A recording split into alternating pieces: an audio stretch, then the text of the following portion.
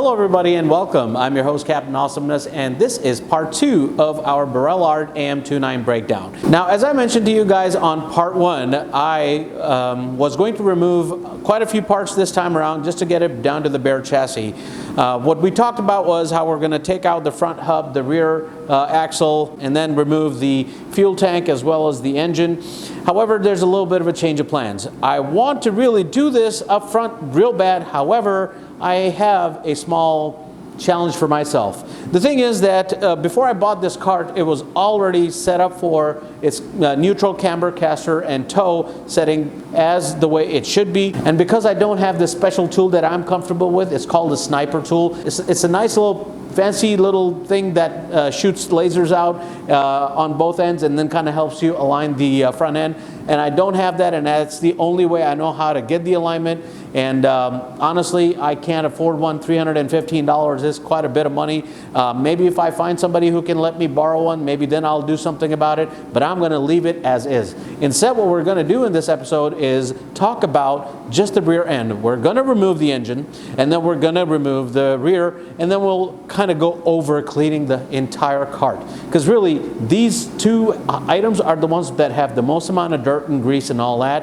And then, of course, the rest of the chassis, you know, it will collect dirt over time. So what we're going to do is remove that and then clean it all up and kind of go from there. And before I do begin, guys, do me a favor, please hit thumbs up, please subscribe, and please hit that notification bell icon. Since the engine's going to be the first thing that we're going to remove, we have a couple of things that we need to do in order to make that happen. First and foremost, we need to take out the chain.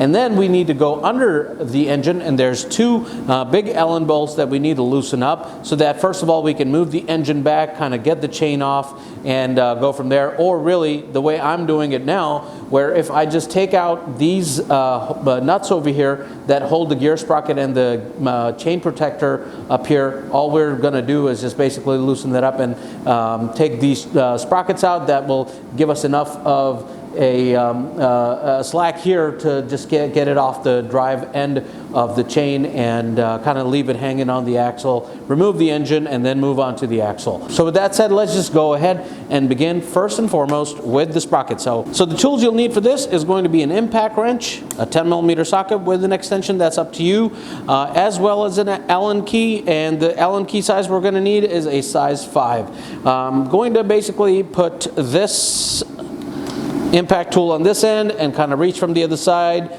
Make sure that we are really up on the Allen key, and then just go ahead and twist it out. And of course, you do want to remember that you need to have a tool tray, a magnetic one, so this way you can kind of put all of your parts in one place and not forget about them.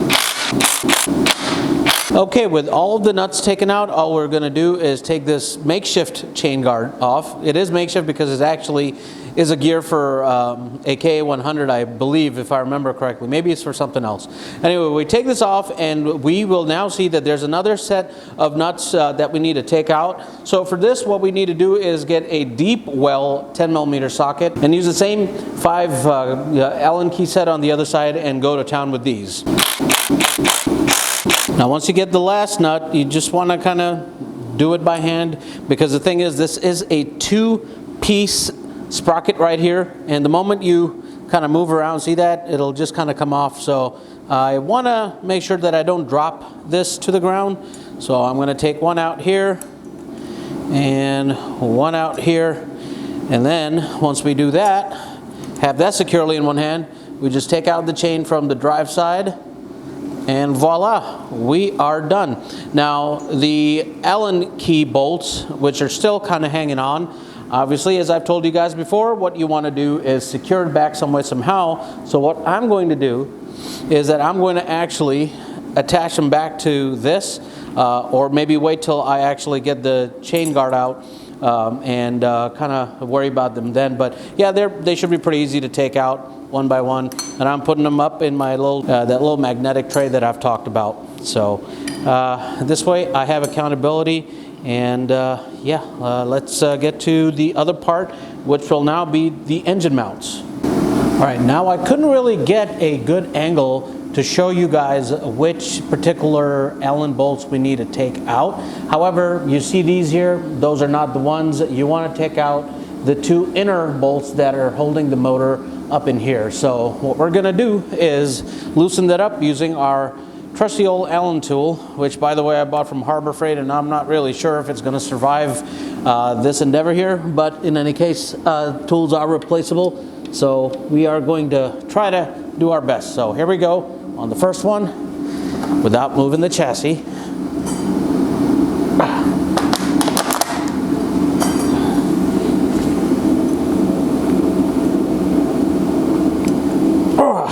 Man, that was on there tight, but we got it loosened up. Now we're going to loosen up the other one.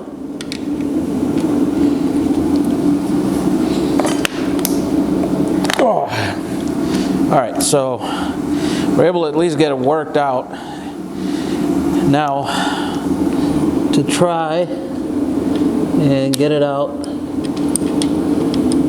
as best as we can, I mean, we just want to loosen it just enough to where we can start to take it out by hand. Well, I have to move the chassis a little bit to get the right clearance. Once it's loose enough to loosen my hand, just take them down. And that's bolt number 2. Man, dirty, dirty bolts. Now technically we have the engine free so that we can actually lift it up and take it out. However, there's still another piece of the puzzle that we need to worry about. First and foremost, we need to worry about the fuel line, and that'll be easy for us to take out by basically taking out the fuel line from the front end, and then I can kind of cut off the zip ties and stuff. But then the other thing that we need to take out is the throttle cable, which basically is this little nifty piece here, which basically is your throttle cable attachment, and there's like a little needle on the other end. So just let's take out the real easy stuff first. Okay, fuel line is out. Just got to make sure that there's no fuel in it. Shouldn't be any since I completely emptied it out. And then we're going to use our little rusty but trusty little zip tie cutting tool. All right, we want to take out anything that attaches these lines to the chassis, and that's all we need for now. All right, time to take this little nifty piece out. Should be pretty easy to do, actually. I don't foresee this to be a problem. Again, got to be a little careful. Yep, there's a little spring, and then this whole attachment comes right out, and then there's a needle at the end of it. So you just kind of want to be careful when you take this out. You don't want to lose any of it. But we got one more zip tie to cut out, and that should free us with getting this out of the way so that we can remove the rest of the stuff. All right, so what more we need to remove is, well, this throttle cable piece, like I said, has got a little needle here, and then we need to remove the fuel pump. But to do that, there's two different things that are holding them on to the engine. So we're going to first remove the throttle cable screw here. There we go. Okay, that goes out of the way. And now we need to remove the fuel pump, which is being held by a bolt on the one side, and it's a 10mm bolt. We're gonna try to loosen it up by hand, and yeah, that works out. Okay, we've got that done. I'm gonna put that nut back on here just so we don't lose it. Now, this fuel pump is routed to the engine two ways. One into the carb, and then I think this is basically like a blow-by or vacuum something. I think it kind of helps push some kind of air somewhere. So anyway, I am going to first remove it from the carburetor side. Should be pretty easy to take out. There we go. Can't ask for anything more than that. And then here on the back, it is onto a nipple, and I should be able to work it out without too much of a resistance. And in case it doesn't come out, it might also serve to do that, take it off from the top. And now the engine can be taken out.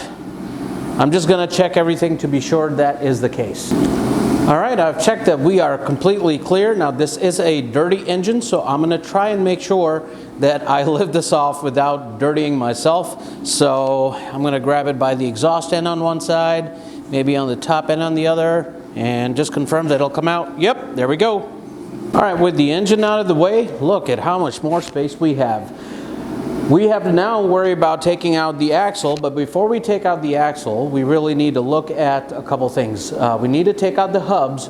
I prefer to take them out on both sides, even though technically on this side I don't need to take it out, but it'll do us good, since when I take the axle out, I'm going to actually clean it down, scrub it down with a light sandpaper, probably the finest I can get. Put some WD-40 on it, since it's got a lot of surface rust on itself. Then I'm going to look at what other things I need to take out. I definitely need to take out this little bracket here that holds the chain sprockets.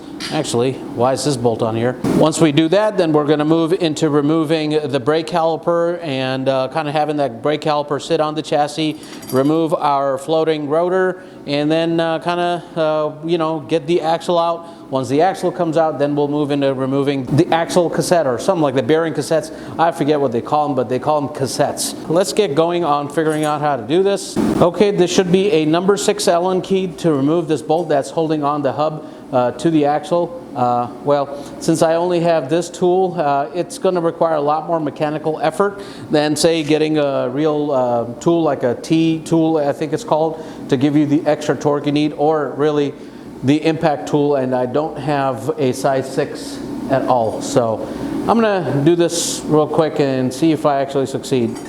Oh wow, that came out easy. Real easy, as a matter of fact. I thought it would be a little bit tougher. Okay, the bolt is out. Now the hub should come out easy, but sometimes it can be a pain. Whoa, look at that. Came out really easy. But the thing is, it actually sits on this little keyway here. So we want to remove that too. And I'm going to put it right up inside the hub so I know that it's in there, so I don't lose it. You're going to repeat the same thing on the other end, so I'm not really going to have you guys see that, but it should be the same thing. Before we proceed any further, there was a question that one of the viewers had for me.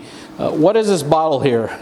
So the story behind this bottle is, if you know anything about internal combustion engines, no matter what happens with them, they all develop what's called crankcase pressure.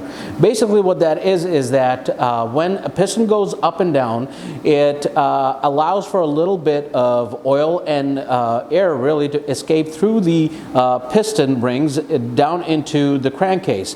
So that air needs to go somewhere, and in order for it to go somewhere, you have what's called a crankcase ventilation valve. Now these engines don't technically have that, but it does have a porthole from where basically the oil and air mixture kind of exit from the engine, and instead of letting all of that kind of go on the road, you want to collect it someplace just to be environmentally friendly. So this bottle I'm going to retire. I'll put something nicer in its place, but that's the point of it. It is to catch oil that comes out of the engine during a normal combustion process. So I guess you could also call it an oil catch can.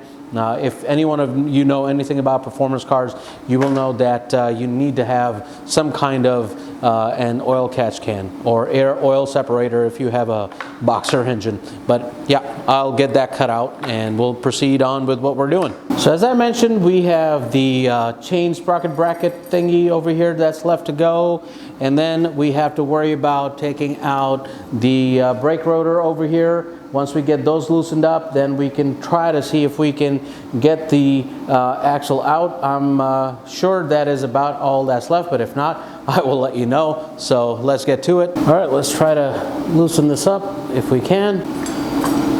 Oh, pretty easy actually. Just need to work it a little bit.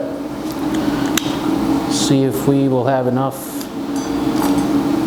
torque and clearance. Yeah. There you go. Now mind you, you don't want to take this bolt all the way out. There is this little keyway that this bracket is sitting on. So we're not going to try to loosen or try to get that out of the way just yet, because we still have to worry about some of the other stuff that we need to loosen up. But just keep that in mind. Don't try to take this out yet. It's got nowhere to really go. Now just like the bracket that holds the chain sprocket, we have a Allen key that you can just use to break off and loosen up. So that's what we're going to do. I'm not going to try to like remove it from the actual assembly itself. Now the thing is, I need to figure out a way to reach it, and I'm having a little bit of a difficulty since this is a little short, but we'll see if we can get a little inventive. Okay, we've loosened it up enough, I think, but we need to give it a couple more twists so we know it's good to go. All right, again, I'm not going to take this bolt out all the way, just enough to know that it's loose. We want to take the caliper out of the way, and for that we will need what looks to be 13, I think. Let me just try and fit it on. Yep, it's a 13.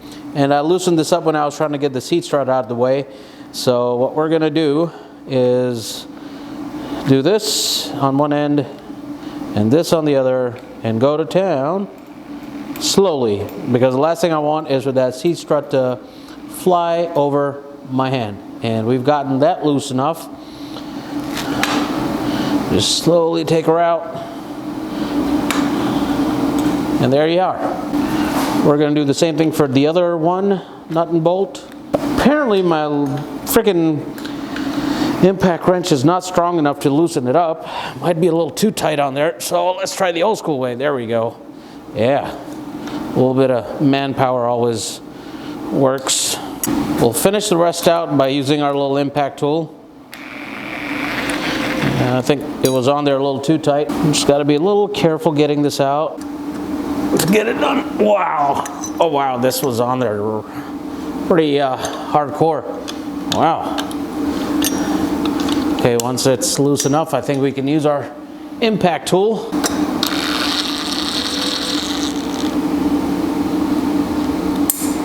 Unfortunately, I ran out of memory space, so you didn't get to see me take out the lower end of the bolt that's holding the caliper down. But anyway, once we're done with that, you easily just get the caliper moved up and out of the way. We're gonna kind of leave it be on here for now, since we need to also get to the bolt that is still holding on the rotor to the axle. So let me just kind of place this somewhere I know it won't drop from. All right, with that done, we are going to work on getting this Allen nut or bolt, whatever, loosened up. Anyway, we are going to ease the bolt out now manually. Okay, that should do that, and we have the bolt out of the way. This also, by the way, is sitting on a Keyway, and we just need to be sure that once we do push it out, you know, it just all comes out just fine. So yeah, let's do that next. I'm going to use some hand power to do it, and see that? Comes right off. So we've cleared that. Now we need to take the Keyway out. There you go. And then we want to do the same thing on the gear sprocket side, this bracket. Loosen up the bolt. And there's a Keyway that this sits on as well. Bring it to the inside as much as you can. Once it clears the Keyway, take the Keyway out. Simple. All right, before we are ready to get the axle out completely, there's another set of Allen screws that you want to loosen up on both sides of the axle, and this axle will stay right here, but once it's loosened up, we should be able to move the axle left and right. So I'm gonna get on loosening one of these up just for you guys to see, and then we'll move on into actually getting the axle out. It'll be a little bit of an effort. There we go. But yeah, that's what we're gonna do. We're just gonna loosen it up and go from there. All right, since we've loosened up those nuts, watch this. See, the axle has relatively free movement.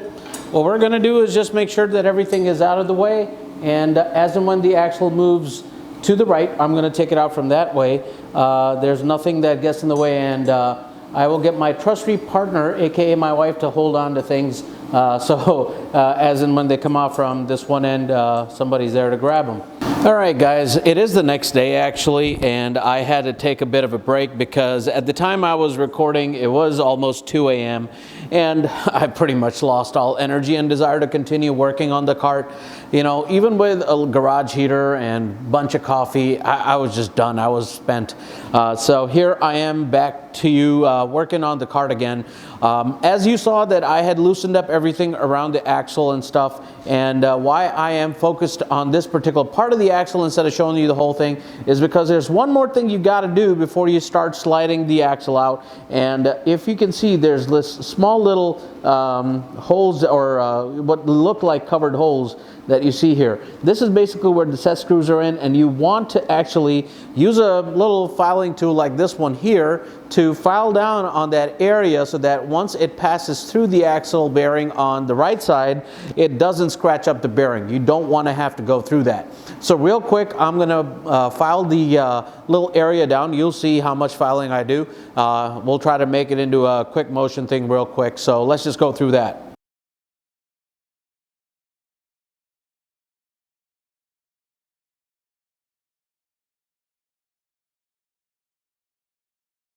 Okay, so it doesn't look like it was a lot, but it is enough to make a difference. Again, I can kind of feel that there's, you know, nothing kind of protruding from that center area, so we're good to go. Another thing we'll talk about is certain measurements that we'll have to take, but we'll do that right after we pull the axle out. So let's get into that now. All right, so to do this step, you will need another person. I mean, you can do it by yourself, but it's always good to have a partner working with you. And of course, I have my lovely wife helping me with that. And we're gonna take it out from the right side, as I already explained to you. But in order for you to do that, there's a couple things you need to do. Like I mentioned, you gotta file the darn set screw area down. And then you wanna kind of spray a little bit of WD-40 on the axle. So this way, all of these pieces, like the rotor bracket and the rotor itself, and then the bracket for the gear sprocket, all of them come out easily. They don't get stuck because you're going to have some hard friction points. As a matter of fact, here's a little big ass can that I used already, but I'm going to kind of spray the rest of the area down a little bit just so that the rest of the way it's not so hard to do. But anyway, the plan is that my partner, she will pull from that side, but as she pulls, she's going to do it slowly. We're going to try to catch each one of these items as and when it comes through. So we're going to do this slowly. So here we go. Just pull slowly. Go ahead, just pull, pull, pull, pull, pull. Go ahead, one more. Twist and pull and pull. Okay, so we got the first piece out. We're going to lay that down on the ground, or not on the ground, but on our work table here. The next thing we're going to get, our little chain guard protector, our chain. This needs a lot of cleaning. And let me also put this away. And then we're going to slowly ease out the chain bracket, or sorry, the gear bracket. All right, so once we're done with that, now it's just a matter of pulling the rest of the way out. If you're having any difficulty, just be sure to pull back in and see what might be causing the problem. So we're going to observe real quick. There's no issue there. I am going to play it safe, stay clear, and just do that little bit of WD-40 again to help motivate things along. And now she can pull, and it should come out pretty easily.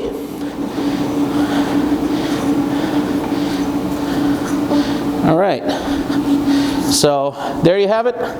A very, very rusty used axle, but yeah, it's good to go all together. I'm going to place this right here because I actually need to point out a couple things that we need to do.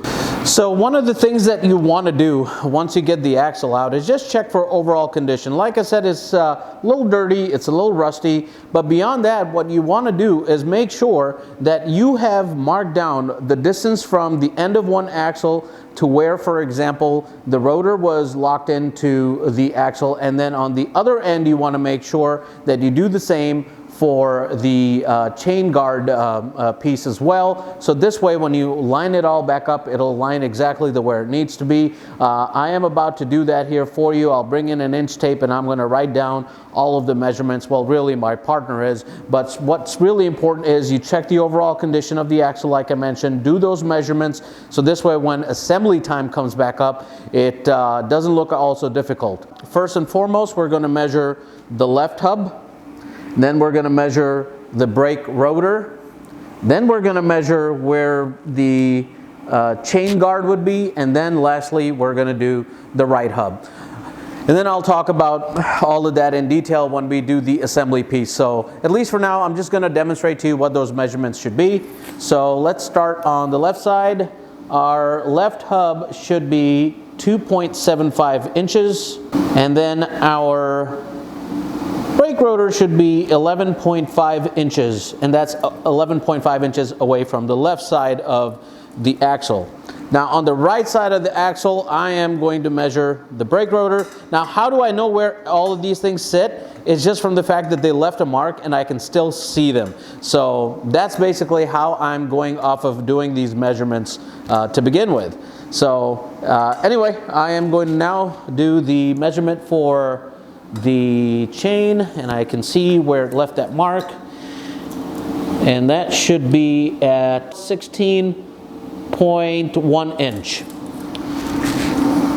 And then for our right hub, we're looking at 2.75 inches. So the right hub is the same as the left hub, and I was kind of predicting that would be the case, but sometimes things don't turn out to be the way they seem, and that's another story for another time. But anyway, now let's talk about removing the last couple things that we have left, and that would be our axle cassettes, which are right here, and of course on the left side as well. And along with that, we're going to remove the basically the engine mount tray, if you want to call it that. And that will then give us an opportunity to start cleaning up the cart on our next episode. All right, so time for us to start removing the left cassette. As you guys saw earlier, my impact wrench doesn't really have all that power to try to unloosen this, or I don't know what I just said there, but to try to loosen the nut. So we're going to kind of help it along a little bit real quick. And there we go. And that should get that off. Man, these things come out quicker than I'm planning on. Good thing I can see where they're dropped. We'll work the bolt out of the way, and there you have it. Really dirty and greasy axle. So yeah, lots of cleaning up to happen. But anyway, you're going to do the same thing on the other side as well. So nothing different. It's just, yeah, it's just the same thing altogether. Just make sure that you retain all your nuts and bolts, so you don't have to worry about losing them.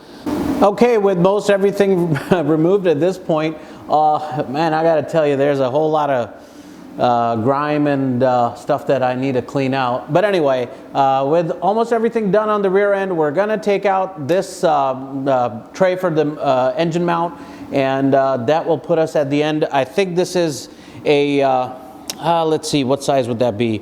An 8mm Allen key socket. So we're going to get that out of the way, and then I will get into the conclusion of our teardown of the go-kart.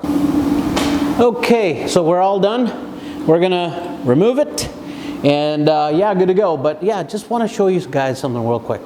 I'm going to try and get focus on, so you can see how much dirt there is. I don't know if you can tell that it's oily and greasy and stuff, but there's a whole lot of grime just like this all over the frickin' chassis, which of course is to be expected since this thing did quite a bit of a season racing in itself. So at this point, we're just going to I guess put everything together, and I will be right back. All right, on that note, guys, I think we are pretty much done with our breakdown. Now, of course, for you, this was a pretty short video, but this took me several hours to do.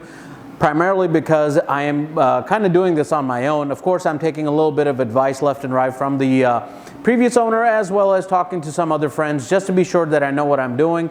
So with that in mind, engine, the mounts, the hubs, the axle, seats, the fairings, the nose and rear bumper, all of that came out relatively easily. The only little struggle I did have at the time was with this axle, which again, like I said, is a little rusty, but in our next episode, which is what I'm about to talk about now, is that we're going to do a lot of cleaning up. First, we'll start off with the components that we took off, and then we're going to move into the chassis. And then after that, we are going to work on putting it all back together. Now, this is not exactly a complete breakdown. I call it a 90% or 95% breakdown, because of the fact that in the disassembly process, I did not take out the front fuel tank and the front hub and all the assortments that go with the front half of the cart. Reason again, as I mentioned before, I do not have the special tools I need for myself, the sniper tools that I would need in order to get the front end back on the alignment that it needs to be on. So with that said, this concludes our disassembly series that we have going on. If you have any questions or concerns, guys, please do let me know. I am always open to all questions that you may have about this. I do know of one question though that I will answer right now. When it comes to competency, and I mean mechanical know-how, there's no real expertise you need.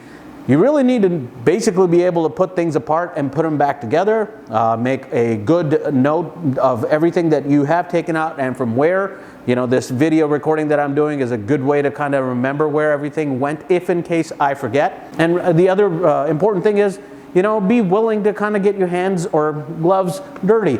It's really not that difficult. It is time consuming, yes, but it is also very rewarding in the end. I'm gonna feel real proud at the end of this series, sharing with you guys my passion for what I like to do, and then really working and showing you guys. So you're kind of like, you know, part of my own journey right now on my own go-kart. So lots of work still to do, lots of cleaning up that we need to work on, lots of parts that we will need. For example, this new seat and maybe this little digital readout that I've talked about, the Micron 5, and maybe a couple other assortments that I think I'll need, like, you know, spare parts, extra tools, and things of that sort. But anyway, guys, that is all that I have for you. I am pretty tired. It's almost midnight yet again, because I do have another life outside of YouTube, and I need to go live it. But thanks anyways, and I will see you guys at the next Apex. Bye-bye. Never break, always fight.